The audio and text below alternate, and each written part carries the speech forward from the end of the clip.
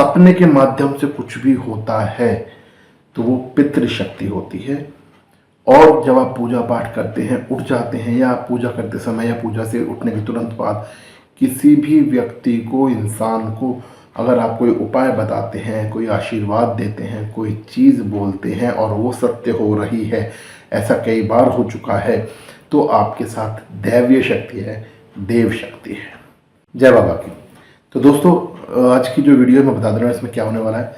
पहली चीज़, अगर आप सपने में कोई चीज़ देखते हैं, कोई सपना देखा आपने और अगले दिन या 2 दिन बाद वो सपना आपके साथ घटित होता है, समझ रहे हैं? आपने कोई सपना देखा और 2 दिन बाद वो आपके साथ घटित हो गया, या आपने कोई घटना देखी और 2 दिन बाद वो घटना आपके आंखों के सामने प्रकट हो गई।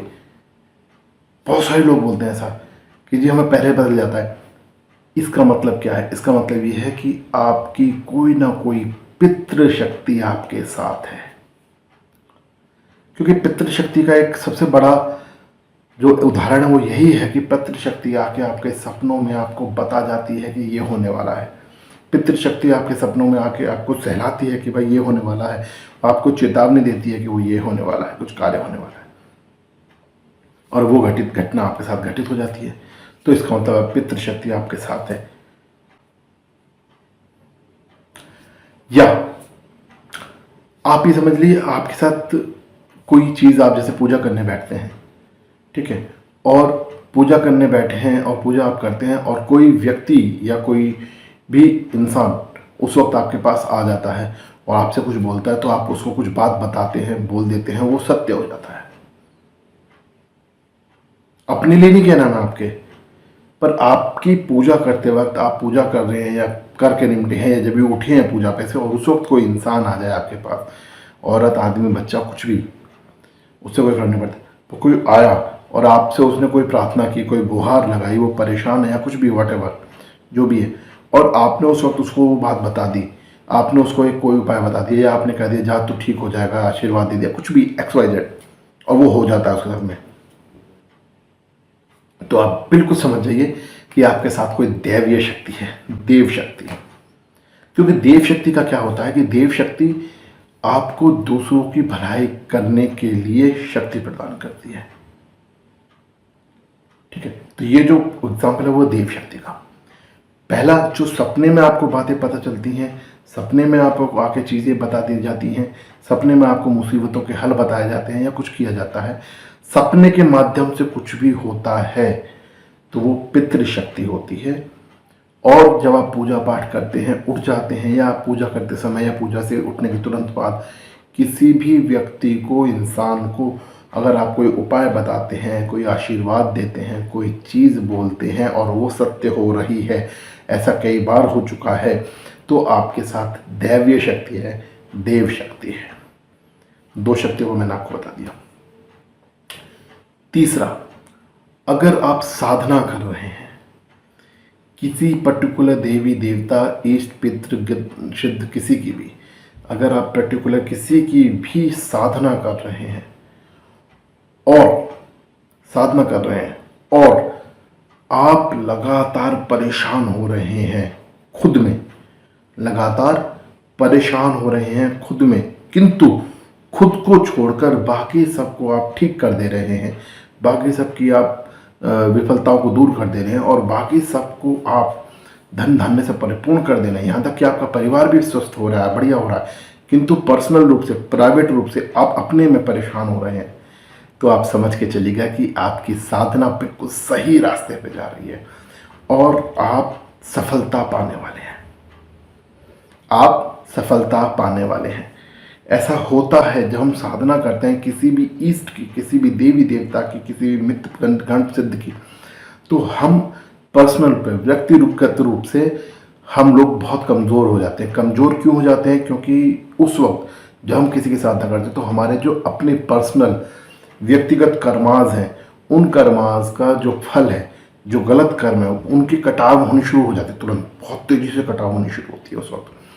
कि वो क्या करती है शक्ति, वो आपके गलत कर्मों के प्रभाव को तुरंत खत्म करना शुरू करती है। और ख़त्म कैसे करती है? वो आपको मिलने लग जाते हैं, जो गलत कर्मों के प्रभाव का असर आपको होने लगता है तुरंत।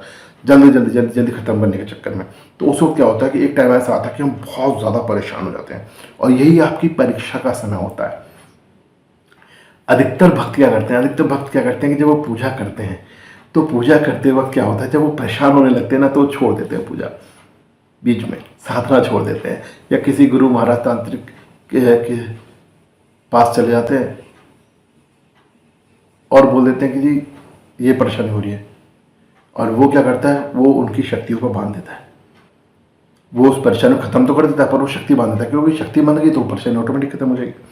यानी कि आप परीक्षा में फेल हो गए, एक तरह से देखा जाए तो। ठीक है, तो ये एक चीज़ है।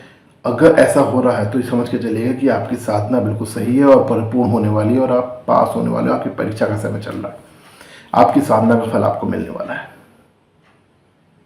ये 3 जो मेजर संकेत हैं, पितृशक्ति, देव शक्ति, साधना सिद्धि, ये 3 संकेत हैं। जिसने भी ये 3 संकेत समझ लिए, उसकी ज़िंदगी बढ़िया हो जाएगी, उसकी ज़िंदगी अच्छी हो जाएगी। आपको कुछ नहीं करना है भैया। सबसे बड़ी शक्ति है गंगा जल, सबसे बड़ी शक्ति है गंगा जल। आप गंगा जल का सेवन करना शुरू करें, कहीं से ले आइए। अगर आपके घर के आजू बाजू कहीं नहीं मिलता है तो अरेंज कर लीजिएगा, हरिद्वार से या किसी आसपास गंगा जी के सिद्ध घाट से। गंगा जल हमेशा सिद्ध घाट से लाना चाहिए। सिद्ध घाट मतलब कि जहाँ कोई ना कोई पौराणिक कथाओं के अनुसार कोई ना कोई सिद्ध मंदिर है, वहाँ स्नान करते हैं, वहाँ घाट है बाबा के नाम से या किसी देवी देवता के नाम से, वहीं से। देखिए, गंगा जी तो पहाड़ों से निकल के और गंगा सागर तक गए हैं। पूरा उत्तरी भारत गंगा जी के कारण पवित्र हुआ है। किंतु क्या आप बीच नहर में से कहीं से गंगा जल ले लेंगे? नहीं। एक बात ध्यान रखिएगा, गंगा जल आप जब भी लें तो किसी न किसी सिद्ध स्थान से लें, सिद्ध पीठ से लें, सिद्ध घाट से लें, तभी वो गंगा जल आपको फलीभूत होगा। और उस गंगा जल को आपको कुछ नहीं करना है, रोज यानी कि प्रतिदिन सुबह शाम दोपहर जब भी है उसका सेवन करना है। खाने के साथ, खाने बनाने में डाल दो, थोड़ा सा चाय में डाल दो, पानी में डाल दो, किसी में भी डाल दो, गंगा जल का सेवन है। उस गंगा जल से सबसे बड़ा कार्य क्या होगा?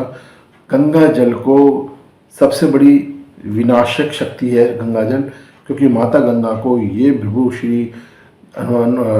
श्री हरि विष्णु जी का आदेश है, उनका आशीर्वाद है गंगा मैया के ऊपर कि गंगा मैया जो है वो पावनी है, पतित पावनी है। और गंगा जल का स्पर्श करते ही दूषित से दूषित शक्ति भी, कलुषित शक्ति भी अपना सत खो देती है और पावन हो जाती है। तो यदि आप गंगा जल का आचमन करते हैं, गंगा जल को पीते हैं, गंगा जल का सेवन करते हैं, तो आपके शरीर के अंदर जितनी भी गलत शक्ति, तांत्रिक क्रियाकरण करा कूड़ा बढ़ा हुआ है, वो सब खत्म हो जाता है, वो सब खत्म हो जाता है। तो लगातार आप गंगा जल का सेवन शुरू करें, आपको खुद से फ़र्क पता चल जाएगा कि मैंने ये आपसे क्यों कहा है। उसके बाद और छोटे छोटे 2-4 उपाय हैं जो इस चैनल पर, चेला गोरखनाथ चैनल पर अवेलेबल हैं। उन उपायों को आप कर सकते हैं। जय जय गुरु गोरखनाथ, जय जय धाम।